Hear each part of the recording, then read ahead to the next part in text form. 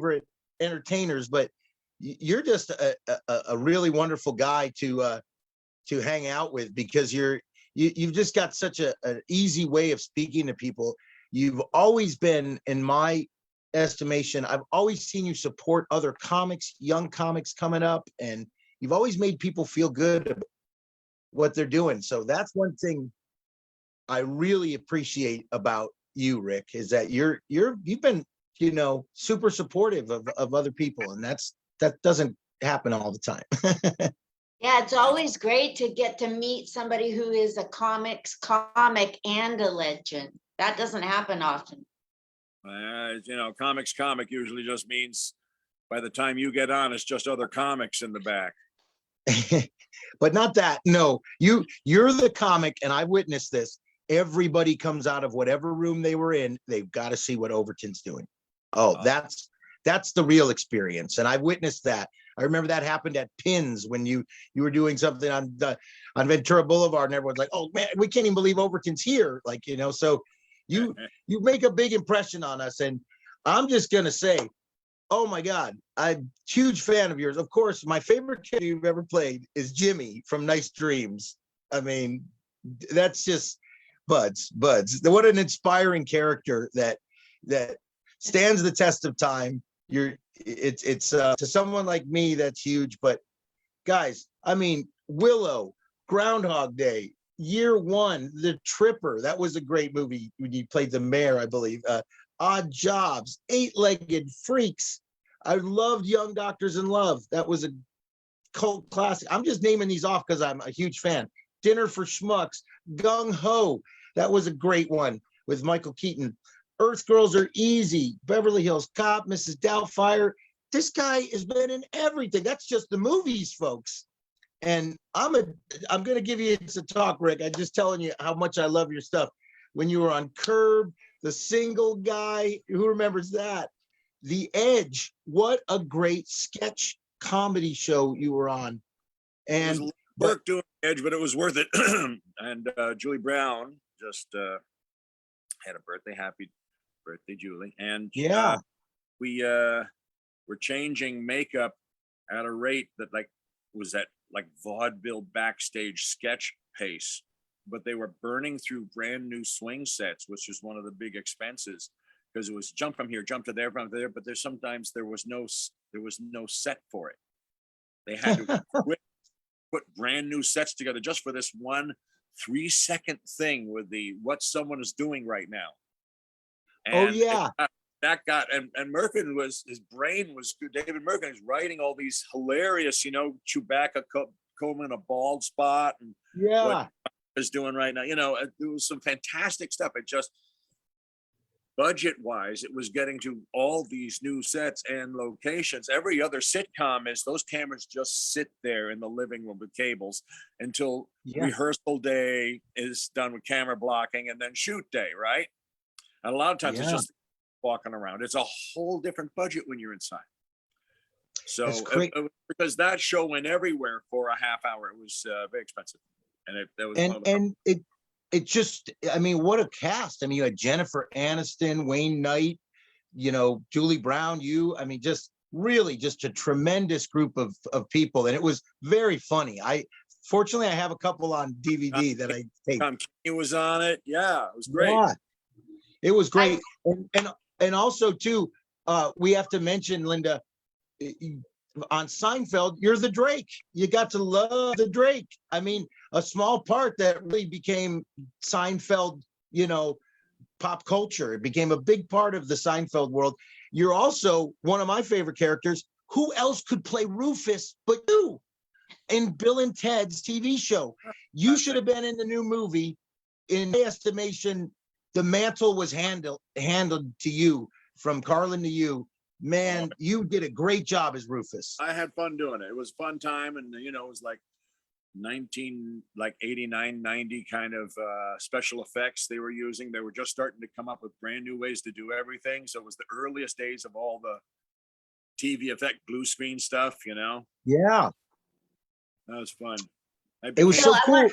A nerd We're going to come back to Jeffrey and you talking in a minute, and I'm going to go Okay. now to introducing the show. You guys that are watching out there in your home with your pants on or off, you just heard some really great pre-interview talk between our esteemed co-interviewer and our legendary comedian, actor, et cetera, Rick Overton. So let me do the intros formally for this episode 978 of Comic Spot. Today, my co-interviewer down at the bottom with the long hair and glasses is Jeffrey Peterson. And he's the winner, most recently, of the Worldwide Comedy Award for Best Impressionist. And he's been seen on HBO and TMZ. And his name is Jeffrey Peterson, AKA the 420 Comic. Hello. Okay. And now our esteemed legendary comic. The intro goes as this. He's a veteran comedian, a veteran actor for many years, decades. And he's been in over 100 movies, 192 on IMDb. And he's out promoting his newly dropped special that's on Amazon called Rick Overton's Set List Special, just like his shirt says. Let's buy those shirts and promote this. I want one of those shirts. I'll buy one. Welcome to the stage, my co-host, Jeffrey Peterson, the 420 Comic, and our guest, Rick Overton. Woo! This is it. This is what you're waiting for, folks. I'll be looking at messages on live stream, and I just want to get one thing out of the way before I go into your early childhood and young adulthood, Rick. Thank you for coming on the show. My gosh, I'm so excited. You have no idea. I put on makeup. So did I.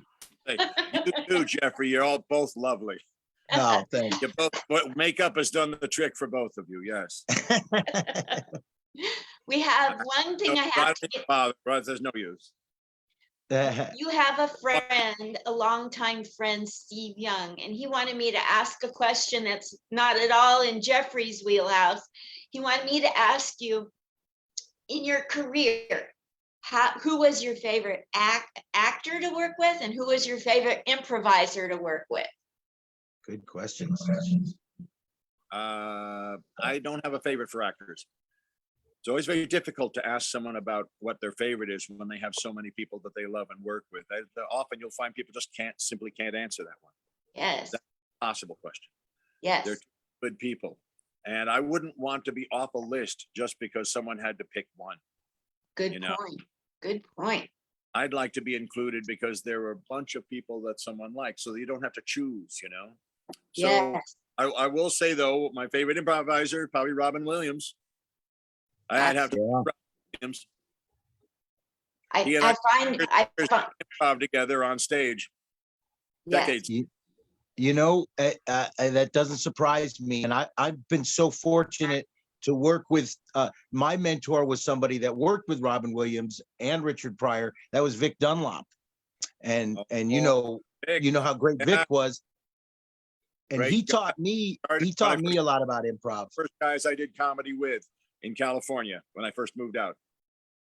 Yeah. So I've been fortunate to be connected through Vic with people like you that are not only incredible comedians and actors, but improvisation is a whole nother ball game, folks. When you're walking that tightrope and you're out there, laughs and drama they smash into each other, and you're like one of the best at that.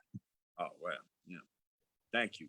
So I want to delve away from your career. That's what Jeffrey will really go into in a minute. But right now, I want to talk about little Ricky in school when you were at home. I want to picture that guy. I saw you yesterday in 1980. Glasses from the yearbook pictures. Those, or the whatever, What were you like at home? How many brothers and sisters? You have famous parents. I'm not saying nepotism. You earned this in your own right, but your parents were musical and your mother was, yeah, both musical. The Cordettes, oh my gosh. You got it. Famous. My famous. mom was in the first replacement on the Cordettes. She didn't do all the records, but you know the way the ink spots and this whatever, a lot of the Shirelles, they're gonna break apart, and the Ronettes or whoever, people just, you can't keep three people together forever. That's not physically possible. So they replaced people, and in '59, mom came in because one of the gals got pregnant, so needed to zip the gown up. So mom got in it, and it worked perfectly, and she stayed with the group for a little while. And so I was born, in '54. A little kid, I'd go on the gigs and I would see comedians opening for them. And I go, Wow. because I think if I'm doing music, that's like way too intimidating for me to do. Oh, I mean, not sheet music. And no. My parents, like, I'll never catch them. But comedy kind of uses rhythm. It sort of uses it for a different reason, but it's rhythm. It's an ability to make it into a performance. And so comedy, I would see, and it's much lighter to travel. Or packing up instruments for hours, you're out of there, It's the most compact, self-contained entertainment thing that people pay money for these days. And so when you were growing up, did you have brothers and sisters?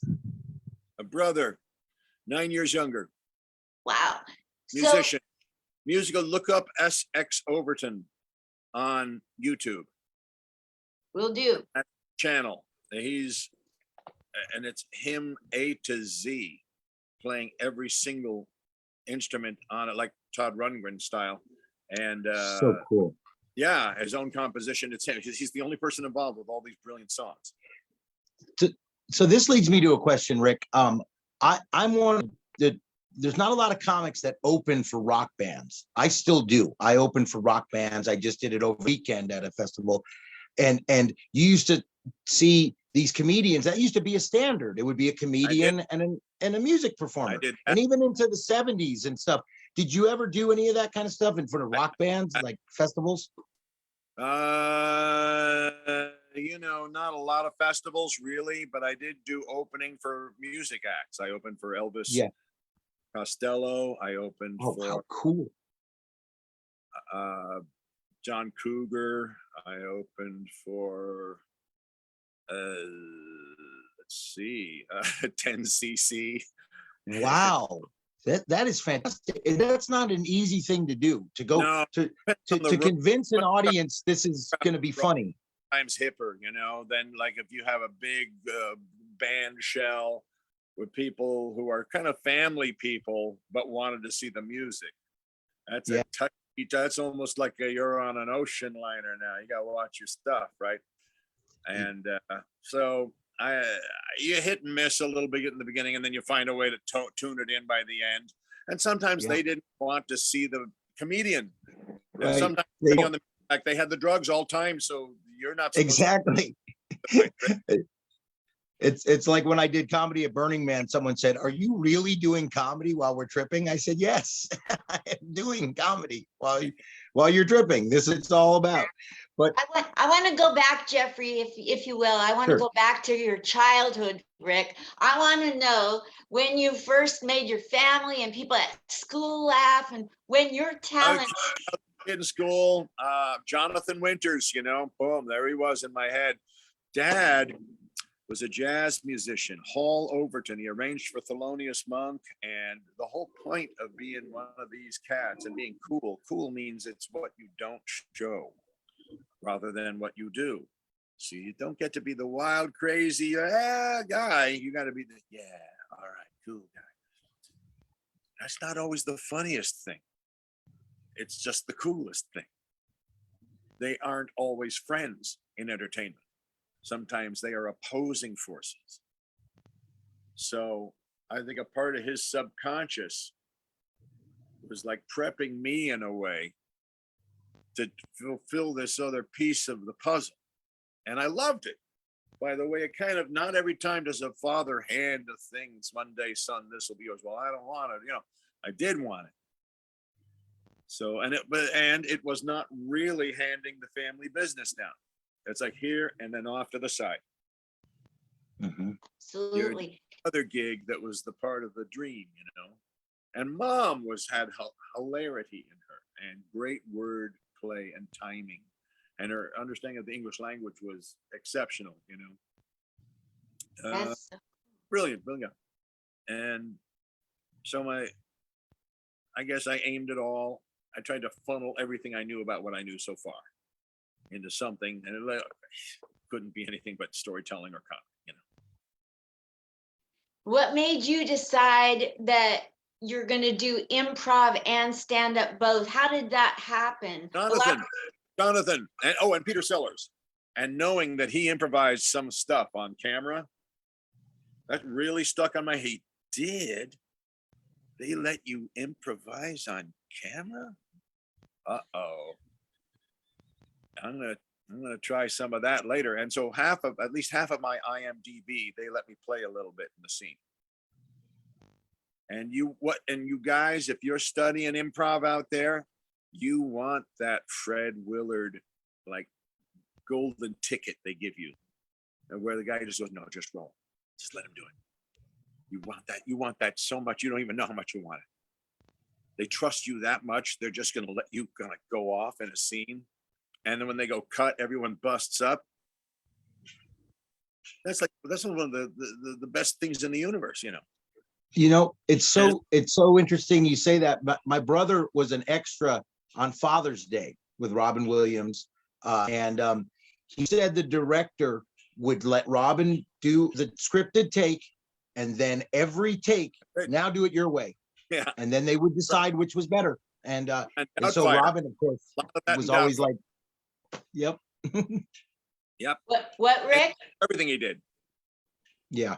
And what a great thing for you to be kind of a disciple of Jonathan Winters, which we all are, that love that kind of comedy. And then to be friends with Robin Williams, who's really who the mantle got handed to, I mean, he and Robin Williams were amazing on Mork and Mindy together.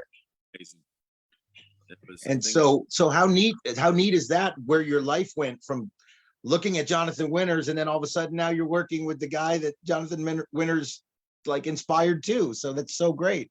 I got Jonathan's last interview on my old podcast Overview on iTunes. So how do we find that? I want to look at that. A podcast, and it's called Rick Overton's Overview.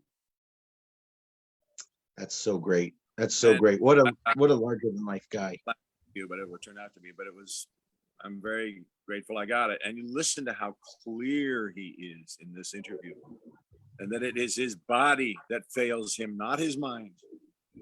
You can tell when you can hear them struggling through a stroke to talk, and there's that person, there they are, they're completely clear in there, and they are screaming mud. Yeah, because their mind is working correct. It's just that their physical functions just don't convey that. And so you obviously had people you looked up to and probably have been blessed to work with. Who are some of the idols that you found yourself, oh my gosh, I can't believe I'm doing this with them?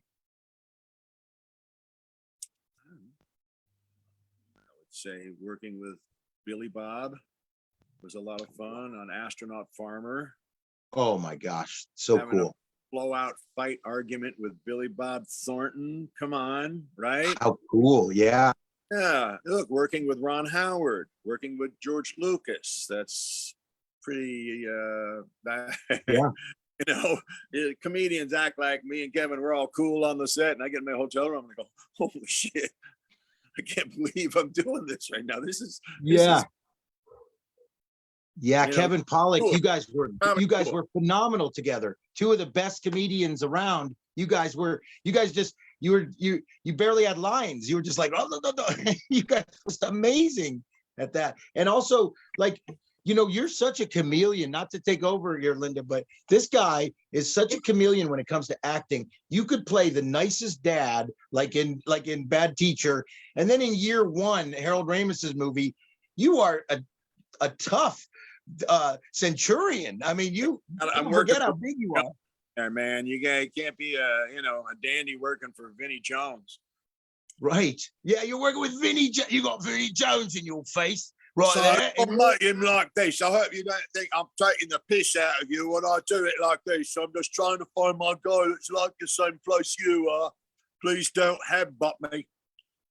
Oh, amazing. I mean, yeah, so just so many you know, from sheriffs to like mayors to like, and you know what, Rick, you're the kind of guy that if I don't know you're in something and you come on the screen, my heart likes, oh, this just got better. This just got better now that Overton's in it. So it's you're that guy. So it's really great that you've contributed so much to our culture.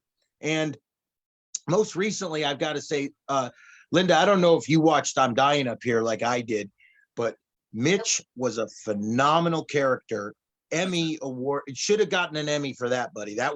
You were phenomenal. And it was just you being you, doing great work again. Thanks, What was that about? It was about Let Yeah, Rick go ahead, Rick. let Rick Yeah. answer. Let Rick Sure. answer it. What was it Sure. about, Rick? It's about the sort of tortured underbelly side, the demons that drive the comedy spirit, and that level of self destruction sometimes, or self-determination to the point where you've lost who you originally were, or you find yourself on that journey depending on who you are, who you started as going into it, but what the brutal business does to everybody, even the nice guys. And so yeah, and it was back when the comedy boom was just becoming an idea, because then it was still, you get the rare Carson shot and maybe you get a sitcom and you do Vegas for the rest of your life, and it was those three things, or a Merv or whatever. But it wasn't Comedy Central, it wasn't HBO, it wasn't all these other things, which would explode into the later 70s and certainly into the 80s, then when it really ramped up. And in that sort of scarcity, industry scarcity, it showed sort of the ruthless other things that could happen in the business when there was enough opportunity. So it was a very gripping, dramatic show, but you would see performances from comedians that are all award worthy, whether it's Judy Gold, oh my God, Kathy Ladman, the work out of everybody was just spectacular. Oh yeah, Brad Garrett was phenomenal in that. Cry. Oh, just Garrett phenomenal. When he wants to jump to his death on the balcony and he doesn't want to do this anymore, right? Did he get to you? He got to me. To me. He's I got really connected with those characters, all of them, and including your character. I mean, the journey your character went through was really amazing. To have such a show that is so dramatic but about comedy I was hooked, because I'm on being a comedian. We only know this when you've done it, and I'm everybody involved. That show, it almost seems like it couldn't go on. It reached such an apex. But you, sir, were fantastic in that, and just like you are, and you show up in like Curb Your Enthusiasm, just a simple character like that, and it's the scene all around. So back to improv again, we're back to Yeah. improv. And Larry loves improv. yeah, Oh, obviously Larry loves improv. yeah. Well, are your set list now? Linda and I talking about this. It's such a brave thing for comedians. You know what I mean? Most comedians are just tied to their material, and I could be guilty of that. You really stick it out there with this list, right? Well, you saw it, right? Yes. Yeah. So you saw that I am trying to get myself into trouble. Yeah. Really super describing in advance what is probably not anything to do with what's going to print up behind me on a screen. So what set list is they have a screen behind you, and you don't know what's on it. So it's a set list. It's just not your set list. So when you go up there, you go up there cold, not only with nothing, but now you have to turn and see some weird suggestions, turn around and act like it's your act, and with nothing behind it, write it from scratch in front of everybody in the audience watching you do it. And if you want to make it a little more difficult, you really set it up in the beginning to say, this is obviously when I know what I'm talking about. And when I believe something, I can always say without doubt, and then something the stupidest thing in the world I have to defend. It's like Liars Club that way. Yeah. And try to do 5, 6 in a row. And then you want to get sort of more of a black belt kind of thing going. What you do is you try to tie them all together like you're making one point.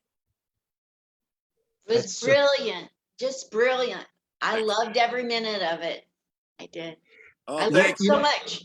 Guys, young artists, do something like this. Do something, start training your brain to do this. It'll pay off. I think what I always say this about improv is that you, in your creative life, you'll be known for one of two things: how much you improvised or how much you plagiarized. Yeah. Because the only two options, you either repeat Mhm. with a little bit of a flourish, which is you make it yours that way, or you made a brand new thing. Yeah. And so the people we remember most through history made brand new things. Yeah. And, I was so fortunate, like I said, to work with Vic Dunlop. My 5th time doing comedy, he asked me to join his improv troupe. And I was, when I got put out there, the great thing about that is you not only have an obligation to make the audience laugh. Oops, where'd I go? I don't know what happened. I'm here. I'm right here. Okay, See you. I'm sorry if you can't see me, but you not only have an Looking right at you. obligation. Okay, You're here. okay. The audience not only needs to laugh at that, but you want to challenge yourself to really be funny with what you got. You can't just go for the low-hanging fruit. So that's, I think, the beauty of the set list is really walking away and going, wow, I outdid myself on that one, Well, that's one of the things you can walk away with. Sometimes you'll see I get in some trouble. I go into the Yeah. hole and completely get out. I gotta just, all right, next topic. You got me. And at the end of that, How's at that? at the end of your special, the set list, Yeah.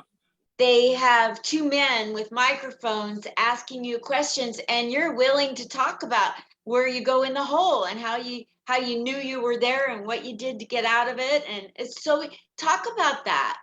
Troy Conrad, one of those men, he's the creator of Setlist. He's also Fluffy's photographer on the road now. And then is a very successful comedy photographer now. And but he created this game called Setlist, and it was a series for a little while, and a lot of them on YouTube. And that's the game where they throw the suggestions at you. And Paul Provenza is the producer from Green Room and from Stand Up. And so he brought all of his expertise and fine tuning to the thing. And those are the 2 guys that worked on the special with me, because they were with Setlist from the beginning, like I was. I kind of helped in the very beginning. I helped shape it a little bit. So it's my favorite. It's one of my favorite things on earth. And I just thought there need to be more specials. There need to be more comedians doing these specials, not just me, but there should be a series of other people doing it, because you walk away slightly different, better, you're stronger muscle, in your head. And there's no downside except maybe a rough set. But who can blame you for a rough set list? They're throwing weird shit at you from out of nowhere. Who can expect you just to go immediately with it? right. I'm decades into this. I'm from my childhood doing this. But Yes. everyone should do it. It's so good for you. And if you win, oh man, it just changes your smile forever. Yeah, and it's so much different. Like we have a mic out here where it's fresh material. It's called stool, and you go out and do just fresh material. But this is different because you have some preconceived notions about where you think you want to go. But really, this is you have to dig deep into your spontaneity, your imagination, and remember why you're funny. because we used to do this at parties, right? We used to be funny in front of people spontaneously, and it would be a subject someone would say, and then you just rip off of it. So you've created with these other guys something really special. It's very unique, and you're right. More comedians should be doing this, challenging themselves, working their comedic muscles. It's a great concept. We have a mic. We have a mic here in Vegas, Rick. It's called Sunday Fun Day and Monday Fun Day. Same people run it. And they say, if you get lost in your set, then let us know and we'll give you a word and you can riff. And I'm going to go there tonight because of your encouragement from your special set list. I'm going to go there tonight and say, I only want to do things you give me. Is that okay with you? It's not only okay, I can see the video. Really? Okay, you got it. That's great. That's great. Look at the inspiration is already in motion. I mean, this is, well, Rick, you're an inspiring guy. Like I was saying earlier, I've been fortunate to be in LA and do some sets with you at places, and I've watched how other comics, you'll come up and tell young comics coming up, either give them advice or usually just tell them, encourage them, and we appreciate that. I mean, it made a big impact on me, and just to have met Jimmy from Nice Dreams was already cool enough, but then to know that you're such a really great person and a smart guy too, one of the smartest people I know. So I just thank you for contributing all this stuff to us. Yes. Thank you for the same. Thanks for everything you're doing. What do you Yeah. want to accomplish in the rest of your career? Oh, baking. What? Baking. What do you I want like to that. bake? I'm good. I'm getting better at cooking now, baking. Wow. Well, that sounds great because that's a reward that is pretty instantaneous. You know what I mean? You reap the rewards from, and this is a time to do other stuff in our life. We're so I introduced you as a multi-dimensional person. You are. There's so much more to you than we see on the surface. I know that. Now's a good time to just learn to do simple things again. Yep. Yes. Learn to do them. Not only learn to do them, learn to like them. Learn to like them. What do you want to bake? What's that? What things do you want to bake or learn to bake? Muffins, bread, and then I want to maybe, I don't know about a souffle. I don't know if I'm there. I'm not going to go crazy. I'm just going to start with about. Hey, we all got to have goals, right? That's something to aspire to. I'm not going to reach for the sky just yet. Yeah. Yeah. So Rick, thanks so much. Go ahead, Thunder. No, you go ahead, Jeffrey. I can wait. I was gonna say again, if you guys didn't hear, so much for one of my favorite contributions, like I said, was Rufus. And if they dare make another Bill and Ted movie, which I don't think they will, or do something else, please utilize the great Rufus they have here. That's very kind. Thanks. A long time ago. Savage Steve Mhm. Hall. We shot the pilot in I think it was Canada, and then shot the series in the US, or the other way around, something like that. Back then, when all the tax breaks were up north. Yeah. Well, I'm definitely sure there's a cult following for the TV series of Bill and Ted's, because there's also, they did the animated series and they did the movie, but I watched it when it came out. So his daughter Kelly was in the sequence. She was one of the higher council of the floaty people against the wall. Oh, how cool is that? With kooky future hat, but given the weird what's going on here look when they showed up, so she got some laughs. It was good. So with all the movies I railed off that you're in, I know it's probably hard to narrow it down, but don't even bother. Don't bother. Yeah. Favorite? So I was gonna stop looking for favorites in general. No, I was gonna say just a memory from one of your films that that stands out. That's what I was gonna say. You I'll just give you my favorite moments. Sure. In the Tripper, when he grabs, yes, I love that. I had to help sell the stunt. We had 2 windows, man. That's it. He Wow. only come through twice. If I fuck that up, that's it. I'm sorry, I'll be language. But I was in the so- army. You go ahead. all right. So, yeah, he bashes through, grabs me, and with my legs, I had to push, but not look like I'm pushing because I have to kick like what's going on. Yeah. Kicking. I'm really getting myself out of the chair because there's no way to grab me otherwise. So that's one of my proudest stunts I did. I say I'm very proud of certain stunts I did, you know. Well, that's really cool. That is a cult. That's a cult classic. I mean, people, I love that. It's a David Arquette movie, and I really love that movie. And it's you know, again, when I saw you were in it, I was like, okay, this has got better. And Eight-Legged Freaks, that must have been a trip to we had work on. on Eight-Legged Freaks. I learned to be scared of a tennis ball on a rod with tape on it, and run from the tennis ball. Yeah. Painted That- green. And Those are, you know, these movies that you choose, they have cult followings. That's what's so neat about and I it's hope like that one- apparently Eight-Legged Freaks deserves a cult following. I think it does.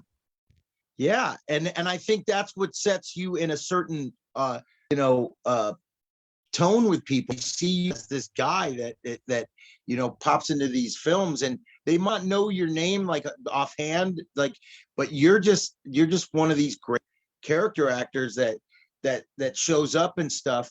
And I certainly hope that continues, because it's always great to see you in something. Oh, thanks. You know, maybe one day down the road we'll even have a scene together in something. That would be amazing. We promised it didn't happen. Happened before. That would be Thanks. so Yeah. cool to see the 2 of you. Oh my gosh. Maybe we'll even improvise. Yes, that would be the ultimate. That would be the ultimate. And so, Linda, you know, this is your show. I appreciate you having me on. Linda has been very nice.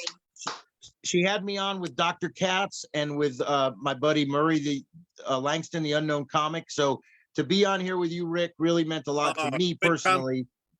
That's good. Yeah. Thanks for inviting me in. Yeah, those guys are great. I couldn't have done this without Jeffrey Peterson and all his knowledge. Well, Thank you. she knows who I'm a fan of and who I really admire the most. And there's someone I've always spoken very highly of. So, Rick, thanks so much for letting me talk with you on this convo. This has been really tremendous. Great. And Yes. I'm going to enjoy your work, especially stuff that people don't even know is out there. I have a copy of the Single Guy episode with you, and you were hilarious in that as that cult figure or whatever he was. He was like a guru or something. He was hilarious. There's a chance to use a keep dialect. doing great stuff. That's all it was. There's no excuse. Use a dialect. Another great ensemble cast. Well, thank you, Rick, and thank you, Linda, so much for having me. Absolutely. Rick, in closing, there's two things in closing. There's some people in New York watching, Helene Witt and Donna Moran. They're very great comics and they're on comedians and they're on here. So let's say hi to them for watching live. That's awesome. Oh, hey. Oh, well, give the East Coast a hug for me. Yeah, Helene is from the same area, Forest Hills area where you were born. So I'm born in Doctor's Hospital, but yeah, who lived in Forest Hills. They made the commute. I just made it. Yes, and the last thing I want to end with is everybody, and I know Rick and Jeffrey can chime in about it. We've talked ad nauseum, however you pronounce that, about set list. Go buy set list or rent it today. It's shirt. Prime. You can get it on the Amazon Prime, and it's all free once you're there. Absolutely. That's awesome. Super. You're gonna love it. You're gonna learn from it, right? I would like that to be the case, and hopefully a laugh. What's the one takeaway you want them to get from set list, if anything? Now it's your turn. What is a takeaway that you want people to get, comedians, actors, improvers? What would you like as their takeaway from watching it? 4 words. Now it's your turn. That's what he meant. Oh! It's your turn. That's right. Got it. Good. Great advice. Great advice, Rick. That's awesome. Thank you. Give it a Thank you try. so- Find out. Maybe it's for you as well. Thank you so much. You're so fabulous. Like Jeffrey has said the whole time, you're marvelous. You're wonderful. We look up to you. We admire you. Oh my gosh. And thanks for coming on. Rick Overton, everybody. I'm just fortunate. A second, he's trying to talk, Jeffrey. I What? was just gonna say, I'm just fortunate that I've had experiences outside of just comedy with Rick, and ones I won't even go into. But Rick, hanging out with you is one of the coolest things I've ever done, and I hope to do it again soon, buddy. I look forward to that. Where are you based? Where are you? I'm in Las Vegas. We're both in Las Vegas. Where are you in Vegas? Where are you? I'm right down from the Palms. I'm in Spring Valley, right off of Flamingo, on Flamingo. How's Brad's room doing? Brad's room's doing great. Good. I went and saw And him. He was phenomenal. I went and saw Jason Collins and my buddy Fraser Smith, and it was a phenomenal show. All 3 Good. guys. Good. Oh, that makes me I happy. hope to see you out here soon. We need you in Never- Las Vegas. So let's get Rick Overton out here. You hear me, everybody? Yes. All right. All right. Well, thank you so much, Jeffrey Peterson and Rick Overton, so much. Thank you. What a fabulous time we've had. Great time. Great Where time. do you want people to follow you, by the way? At Rick Overton on Twitter. Got it. Thank you See you so later, much. Rick. Do it Good again. talking with you, buddy. Let's do it again. Okay. Thank you. Perfect. Thank you. Bye. Bye. Thank Bye. you.